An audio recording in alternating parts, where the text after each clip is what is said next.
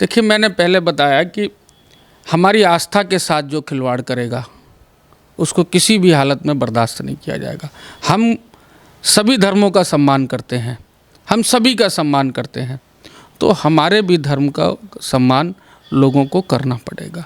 यहाँ उत्तर प्रदेश में कानून का राज है, ये देश संविधान से के हिसाब से चलता है, तो देश के संविधान के हिसाब से और कानून के हिसाब से ये प्रदेश और देश चलेगा। कि अखिलेश जी, मेरी सलाह है कि या तो आपकी आईसाइट वीक है या आप देखना नहीं चाहते।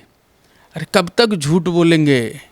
ये जनता है, जनार्दन है, ये सब जानती है। नमस्कार, स्वागत है आपका एडवांस इंडिया पर। मैं हूं नवीन चौहान।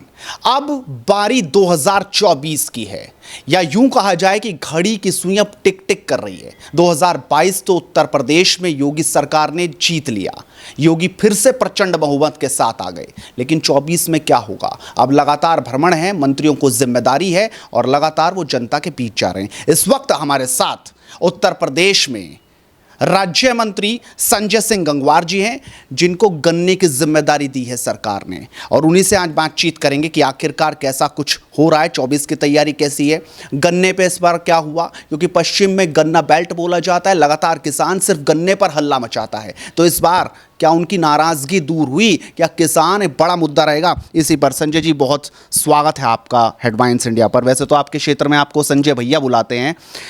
अब आपको क्या दिखाई दे रहा है? अब तो 24 की लड़ाई हो रही है। इधर अखिलेश तो कह रहे हैं कि सिर्फ अब 399 दिन बच गए, अब उनके पास कुछ है नहीं और जाने का वक्त आ गया मोदी सरकार का। उन्होंने तो साफ तौर पर हल्ला बोल दिया। चौहान साहब, सबसे पहले तो मैं आपके चैनल का बहुत बहुत धन्यवाद करूंगा कि आप डबल इंजन की सरकार के जन कल्याणकारी काम और जनता को सीधा सीधा सही दिखाने का जो आप काम करते हैं, उसके लिए आपको, आपकी पूरी टीम को बधाई दूंगा। जहाँ तक रही अखिलेश यादव जी की बात, जो आपने कहा कि उन्होंने कहा कि 399 दिन बचे हैं।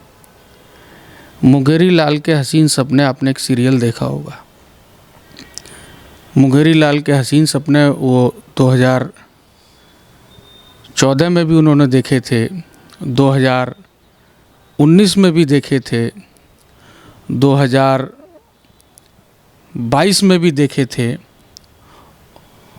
और आज भी वो देख रहे हैं। तो सोते हुए सपने लोग देखते हैं, ये पता नहीं कब सोते हैं, सोते हुए सपना देखते हैं या जागते हुए सपना देखते हैं।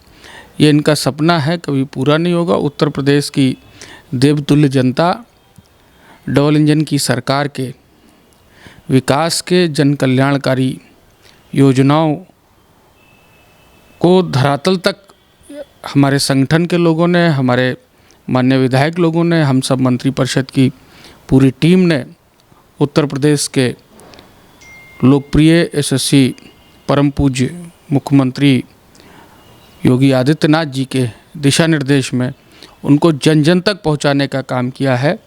और भारतीय जनता पार्टी का कार्यकर्ता हमेशा चुनाव के लिए तैयार रहता है, और चुनाव के लिए क्या, हम लोग तो पूरे 365 दिन क्षेत्र में कार्यकर्ता बन के ही जनता के बीच उनकी सेवा करने का काम करते हैं। लेकिन बात गन्ने की भी होनी चाहिए। खासकर पश्चिम उत्तर प्रदेश में लगातार जो है एकजुट विपक्ष दिखाई दे रहा है, और उनका एक ही इस वक्त सवाल है कि गन्ने का पेमेंट कब, गन्ने का पेमेंट लेट क्यों, आखिरकार जनता किसानों की सुन क्यों नहीं रहे। और अब हमने देखा कि किस तरीके से जो उपचुनाव हुआ था खतौली, उसमें भी कहीं ना कहीं बीजेपी को करारी शिकस्त से झेलनी पड़ी। आप क्या कहेंगे, गन्ना मंत्री होने के नाते क्या किसानों की ये नाराज़गी दूर हो पाएगी, या सिर्फ ये चुनावी मुद्दे रहेंगे और चुनाव में इनको कोई ना कोई लॉलीपॉप दिया जाएगा और उसके बाद भूल जाएंगे? उत्तर प्रदेश के हमारे अन्नदाता गन्ना किसानों के लिए जो उत्तर प्रदेश की योगी सरकार ने काम किया है, वो अब से पहले किसी सरकार ने नहीं किया। हमसे पूर्व की जो सरकारें रहीं, उन्होंने चीनी मिलों को बंद करने का काम, चीनी मिलों को बेचने का काम किया। हमारे यशस्वी मुख्यमंत्री परम पूज्य योगी आदित्यनाथ जी ने बंद चीनी मिलों को चलाने का काम किया। तो जब चीनी मिल चलती है तो गन्ना किसान का फ़ायदा होता है, गन्ने का भुगतान होता है। उत्तर प्रदेश के अंदर हमने रिकॉर्ड गन्ने का भुगतान किया और इस समय जो पिराई सत्र है उसका भी हमने लगभग 93% के लगभग गन्ना किसानों को भुगतान दिया है। हाँ, कुछ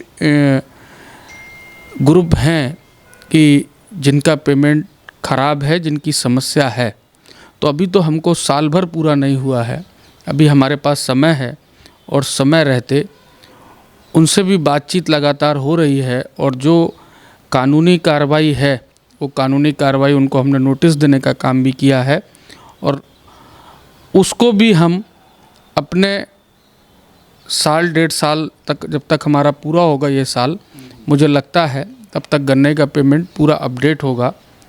और ये समस्या आज की नहीं है, ये समस्या पैदा ही समाजवादी पार्टी की सरकार में हुई थी। आज जो गन्ना किसान को भुगतान मिल रहा है, आप उस समय का आंकड़ा निकाल के देखिए और आज का आंकड़ा देखिए। उस समय पे गन्ना किसान, जो छोटा गन्ना किसान होता था या बड़ा गन्ना किसान होता था, उसका गन्ना तो नहीं तुलता था, लेकिन गन्ने के दलालों का गन्ना ज़रूर तोला जाता था। गन्ना किसान का औने पौने रेट में गन्ना दलालों को देते थे। हमारी सरकार ने एक अभियान चला करके गन्ना किसानों के जो दलाल थे, जो गन्ने की दलाली करते थे, उनकी दलाली, उन दलालों की कमर तोड़ने का काम किया। आज तकनीकी के माध्यम से पर्ची गन्ना किसान, हमने स्मार्ट गन्ना किसान बनाने का काम किया। उनके मोबाइल पे आती है और वो पर्ची मोबाइल की लेकर के जब गन्ना क्रय केंद्र पे जाते हैं तो उनका गन्ना तुलता है। किसान इस मामले में तो आपकी तारीफ कर रहा है कि आपने तकनीकी के आधार पे किसानों को जोड़ा, लेकिन सवाल यह है कि शामली की कुछ मील हुई, सहारनपुर की कुछ मील हुई, जिनकी आप बात कर रहे हैं, ये सरकार से डरती नहीं या सरकार के चाबुक में वो दम नहीं जो इन्हें डरा पाए? कहाँ मजबूरी आपको दिखाई दे रही है कि वहाँ से उनको पेमेंट जल्द से जल्द मिल पाए? ये कहाँ मजबूरी है मंत्री? मजबूरी नहीं है, और सरकार का उद्योगपति को डर नहीं होना चाहिए। एक अच्छा तालमेल सरकार और उद्योगपति के बीच होना चाहिए। गन्ना किसान और शुगर मिल, ये दोनों एक दूसरे के पूरक हैं। गन्ना पैदा करेंगे, मिल नहीं चलेगी, मिल बंद होगी, तब समस्या है। और अगर जब तक दोनों का तालमेल नहीं होगा तब तक ये इस व्यवस्था को सुधारा नहीं जा सकता था। हमने शुगर इंडस्ट्री वालों का और गन्ना किसानों का बढ़िया तालमेल बनवाया, और मैं मानता हूँ, मैंने ये बात मानी कि कुछ ऐसी ग्रुप हैं, मैं उनका नाम लेना नहीं चाहता, कि ऐसे कुछ ग्रुप हैं कि जिनकी व्यवस्था अभी ठीक नहीं है। हमारा पूरा प्रयास है, माननीय मुख्यमंत्री जी भी सीधे सीधे उन ग्रुप से के टच में है। हमारा गन्ना विभाग पूरा, हमारे एसीएस, हमारे सारे अधिकारी, डीसीओ, सब लोग, उन लोगों के हम लोग मिल करके एक टीम वर्क के रूप में काम करते हैं और उन लोगों के संपर्क में हैं। कुछ समस्याएं ज़रूर हैं, उनको भी अतिशीघ्र निस्तारण उनका कर लिया जाएगा। और जहाँ तक लोकसभा चुनाव की बात है, एक एक गन्ना किसान कमल के फूल को वोट देगा, ऐसा मेरा विश्वास है। अभी हम देख रहे हैं कि मुख्यमंत्री लगातार तमाम प्रदेशों में जा रहे हैं। मुंबई गई, हैदराबाद गए, जो ओवैसी का गढ़ माना जाता है, वहाँ से वो बिजनेस ला रहे हैं। लेकिन जो आपका विपक्षी है वो लगातार आप पर हमलावर है। खुद अखिलेश यादव हो या दूसरे राजनीतिक दल हो, वो सिर्फ कह रहे कि हवा हवाई बातें हैं, आम जनता को कुछ मिलने वाला नहीं है, सिर्फ झूठे वादे जो बीजेपी सरकार ने 2014 में किए थे और अब तक वो चलते आ रहे हैं। सिर्फ जनता सब देख रही है। इस बार जनता बहुत ज़्यादा होशियार और समझदार हो गई। एक व्यक्ति जो सुबह से शाम तक झूठ बोलता हो, उसकी मेंटलिटी ऐसी हो जाती है, उसको झूठ के अलावा कुछ सही बात भी झूठ दिखती है। आप हमारा 2017 से 22 वाले कार्यकाल में जो इन्वेस्टर समिट हुआ था, आप मेरे जनपद में जाइए, मैं अपने जनपद की ही बात कर लूँ तो वहाँ एशिया का सबसे बड़ा ईस्ट का प्लांट मेरे जनपद में लग रहा है, AB मौर्य ग्रुप लगा रहा है। 1400 करोड़ का निवेश तो मेरे जनपद में पिछले इन्वेस्टर समिट में माननीय मुख्यमंत्री जी ने एक इंडस्ट्री वाले को वहाँ उनकी मिल लगनी शुरू हो गई है। मैं तो समाजवादी साथियों को न्योता देता हूँ कि आएँ और मेरे जनपद में आकर के देखें। उनके वहाँ 4 मेरे जनपद में विधायक रहे हैं, मंडल में भी सपा के एक टाइम पे विधायक रहे हैं। विकास को जाकर के देखें, और जहाँ तक प्रदेश हित की और देश हित की बात हो तो जो अच्छे काम हुए उनकी भी हमको चर्चा करनी चाहिए। तो जो आज निवेश आ रहा है, ये निवेश उत्तर प्रदेश के यशस्वी मुख्यमंत्री योगी आदित्यनाथ जी की कानून व्यवस्था और जो प्रदेश से गुंडों का पलायन, प्रदेश के अंदर एक अच्छा माहौल वातावरण, इस सब के लिए को देख करके आज देश ही नहीं दुनिया के सारे उद्योगपति उत्तर प्रदेश की तरफ आस लगाए बैठे हैं। और मैं इसके लिए अपने प्रदेश के मुखिया, हम सबके नेता परम पूज्य योगी आदित्यनाथ जी को बधाई दूंगा कि उन्होंने उस प्रदेश की बिगड़ी हुई कानून व्यवस्था को पटरी पर लाए। जो उद्योगपति यहाँ से अपना उद्योग उखाड़ करके ले गए, समेट करके ले गए, वो उद्योगपति आज पुनः वापस यहाँ उत्तर प्रदेश के अंदर आ रहे हैं। और मैं आपके चैनल के माध्यम से कहना चाहूँगा कि अखिलेश जी, मेरी सलाह है कि या तो आपकी आईसाइट वीक है या आप देखना नहीं चाहते। अरे कब तक झूठ बोलेंगे? ये जनता है, जनार्दन है, ये सब जानती है। आपके झूठ में, आपके इस फरेब में कोई फंसने वाला नहीं है। अब ये उत्तर प्रदेश की जनता केवल और केवल डबल इंजन की सरकार के माननीय प्रधानमंत्री जी और माननीय मुख्यमंत्री जी की जन कल्याणकारी योजना, कानून व्यवस्था और सबका साथ, सबका विकास, सबका विश्वास और सबके प्रयास, इस मंत्र को लेकर के अमन चैन से इस प्रदेश और देश में उन्होंने जीने की आदत डाली हुई है। आप देखिए, कानून व्यवस्था की अगर हम चर्चा करें तो 5 साल 10 महीने की सरकार में लगभग पूरे प्रदेश में कहीं एक भी हिंदू मुस्लिम झगड़ा हो, बताइए? समाजवादी पार्टी की सरकार में कितने झगड़े हुए, ये मुझे बताने की आवश्यकता नहीं है। आप तो पत्रकार मित्र हैं, आपको पता होंगे। और हमने कहीं कोई भेदभाव नहीं किया। हमने अगर हिंदू को, रामलाल को अगर प्रधानमंत्री आवास दिया तो हमने रहीम को भी प्रधानमंत्री आवास दिया। हमने अगर सड़क बनवाई हिंदू के गांव में तो सड़क दूसरे धर्म के जो लोग हैं उनके गांव में भी बनवाई। सबको साथ लेकर के चलने का काम हमारी सरकार ने किया। लेकिन इन लोगों ने, समाजवादियों ने, ये कहते हैं समाजवादी पार्टी, इनको समाजवाद की ढंग से परिभाषा नहीं पता, इनको नहीं पता समाजवाद क्या होता है। इन्होंने कब्रिस्तान की बाउंड्री करवाई।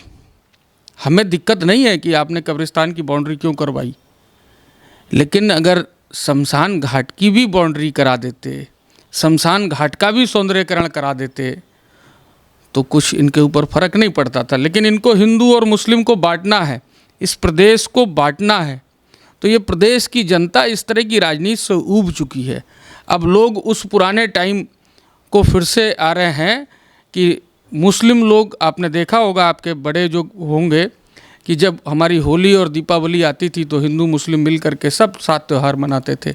और जब ईद आती थी तो हमारे हिंदू लोग उनके यहाँ ईद मिलने जाते थे। अब ये भाईचारे का उत्तर प्रदेश है।